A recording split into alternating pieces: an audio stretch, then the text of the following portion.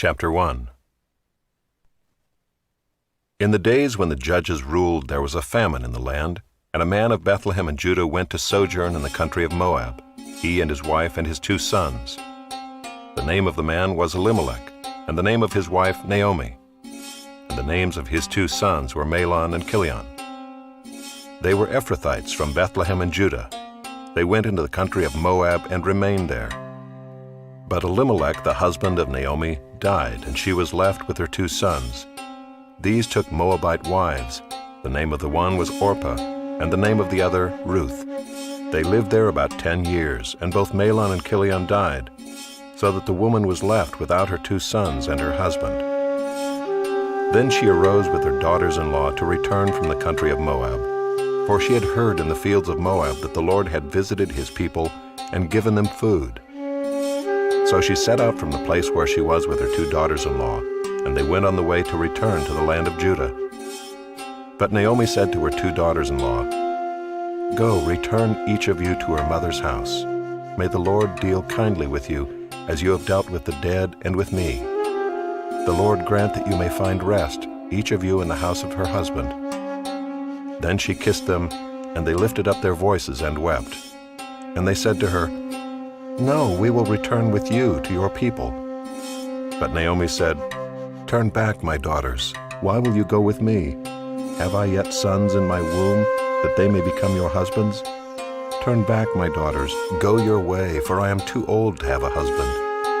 If I should say I have hope, even if I should have a husband this night and should bear sons, would you therefore wait till they were grown? Would you therefore refrain from marrying? No, my daughters, for it is exceedingly bitter to me for your sake that the hand of the Lord has gone out against me." Then they lifted up their voices and wept again. And Orpah kissed her mother-in-law, but Ruth clung to her. And she said, "See, your sister-in-law has gone back to her people and to her gods. Return after your sister-in-law." But Ruth said, "Do not urge me to leave you or to return from following you. For where you go, I will go, and where you lodge, I will lodge. Your people shall be my people, and your God, my God. Where you die, I will die, and there will I be buried. May the Lord do so to me, and more also, if anything but death parts me from you." And when Naomi saw that she was determined to go with her, she said no more. So the 2 of them went on until they came to Bethlehem. And when they came to Bethlehem, the whole town was stirred because of them. And the women said, "Is this Naomi?" She said to them, "Do not call me Naomi. Call me Mara, for the Almighty has dealt very bitterly with me. I went away full, and the Lord has brought me back empty. Why call me Naomi, when the Lord has testified against me, and the Almighty has brought calamity upon me?" So Naomi returned, and Ruth the Moabite her daughter-in-law with her, who returned from the country of Moab. And they came to Bethlehem at the beginning of barley harvest.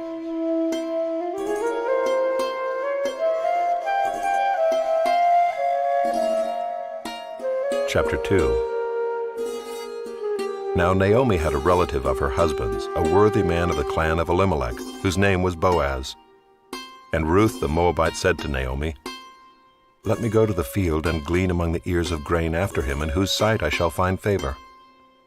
And she said to her, "Go, my daughter." So she set out and went and gleaned in the field after the reapers. And she happened to come to the part of the field belonging to Boaz, who was of the clan of Elimelech. And behold, Boaz came from Bethlehem, and he said to the reapers, "The Lord be with you." And they answered, "The Lord bless you." Then Boaz said to his young man who was in charge of the reapers, "Whose young woman is this?" And the servant who was in charge of the reapers answered, "Oh, she is the young Moabite woman who came back with Naomi from the country of Moab. She said, 'Please let me glean and gather among the sheaves after the reapers.' So she came, and she has continued from early morning until now, except for a short rest." Then Boaz said to Ruth, "Now listen, my daughter. Do not go to glean in another field, or leave this one, but keep close to my young women. Let your eyes be on the field that they are reaping, and go after them. Have I not charged the young men not to touch you? And when you are thirsty, go to the vessels and drink what the young men have drawn." Then she fell on her face, bowing to the ground, and said to him, "Why have I found favor in your eyes, that you should take notice of me, since I am a foreigner?" But Boaz answered her, "All that you have done for your mother-in-law since the death of your husband has been fully told to me, and how you left your father and mother and your native land, and came to a people that you did not know before. The Lord repay you for what you have done, and a full reward be given you by the Lord, the God of Israel, under whose wings you have come to take refuge." Then she said, "I have found favor in your eyes, my lord, for you have comforted me and spoken kindly to your servant, though I am not one of your servants." And at mealtime Boaz said to her, "Come here and eat some bread and dip your morsel in the wine." So she sat beside the reapers, and he passed to her roasted grain.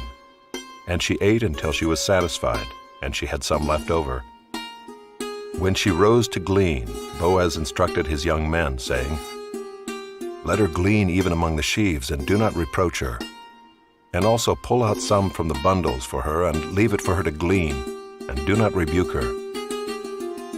So she gleaned in the field until evening. Then she beat out what she had gleaned, and it was about an ephah of barley. And she took it up and went into the city. Her mother-in-law saw what she had gleaned. She also brought out and gave her what food she had left over after being satisfied. And her mother-in-law said to her, "Where did you glean today, and where have you worked? Blessed be the man who took notice of you." So she told her mother-in-law with whom she had worked, and said, "The man's name with whom I work today is Boaz." And Naomi said to her daughter-in-law, "May he be blessed by the Lord, whose kindness has not forsaken the living or the dead." Naomi also said to her, "The man is a close relative of ours, one of our redeemers." And Ruth the Moabite said, "Besides, he said to me, 'You shall keep close by my young men until they have finished all my harvest.'" And Naomi said to Ruth her daughter-in-law, "It is good, my daughter, that you go out with his young women, lest in another field you be assaulted." So she kept close to the young women of Boaz, gleaning until the end of the barley and wheat harvests, and she lived with her mother-in-law.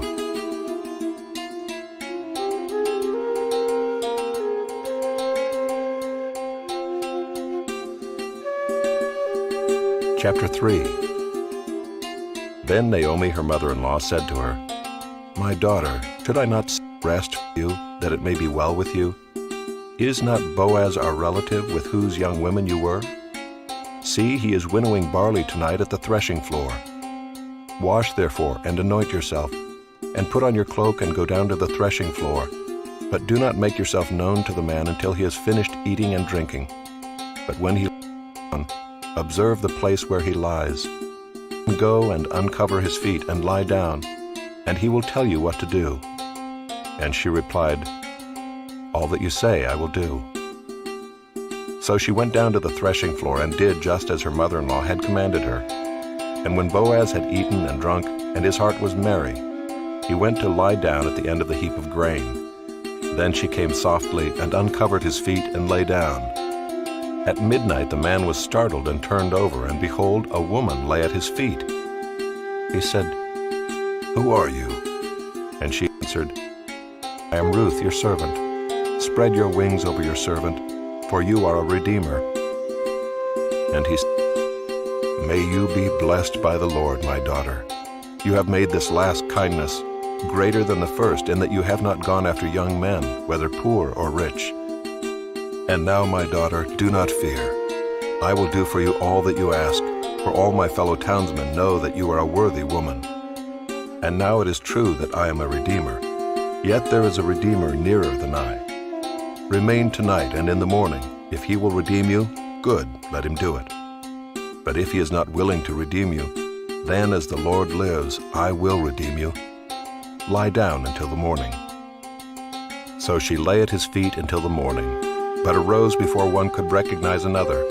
And he said, "Let it not be known that the woman came to the threshing floor." And he said, "Bring the garment you are wearing and hold it out." So she held it, and he measured out 6 measures of barley and put it on her. Then she went into the city, and when she came to her mother-in-law, she said, "How did you fare, my daughter?" Then she told her all that the man had done for her, saying, "These 6 measures of barley he gave to me, for he said to me, 'You must not go back empty-handed to your mother-in-law.'" She replied, "Wait, my daughter, until you learn how the matter turns out, for the man will not rest, but will settle the matter today."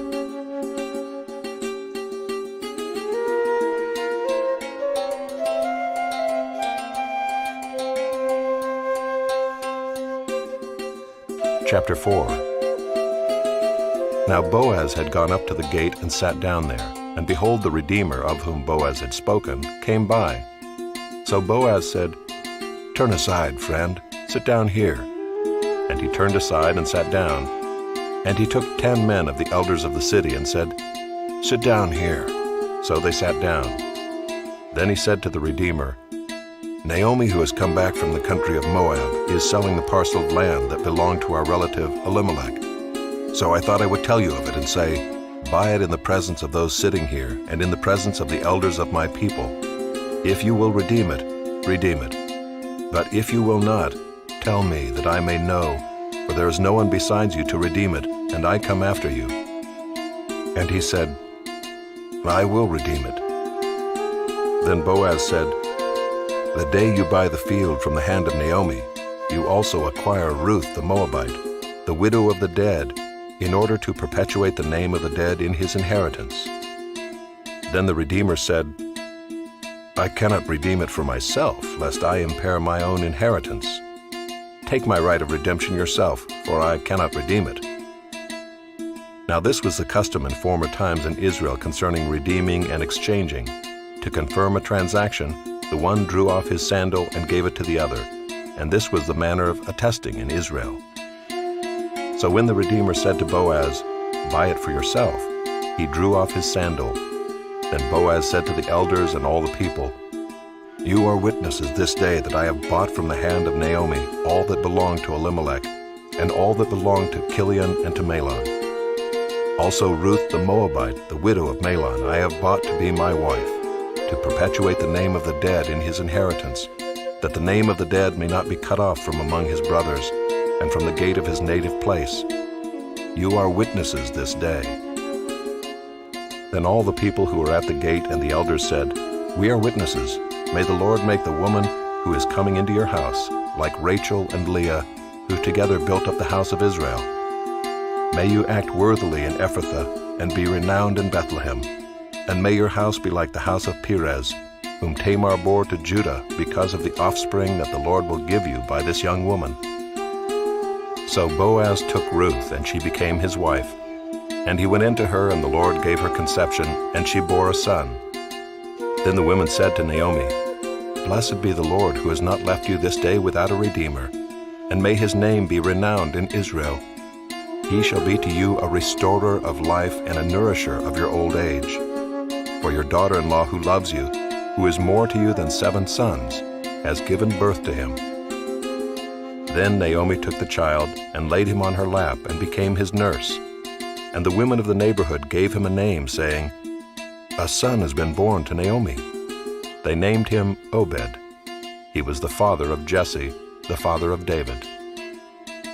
Now these are the generations of Perez. Perez fathered Hezron.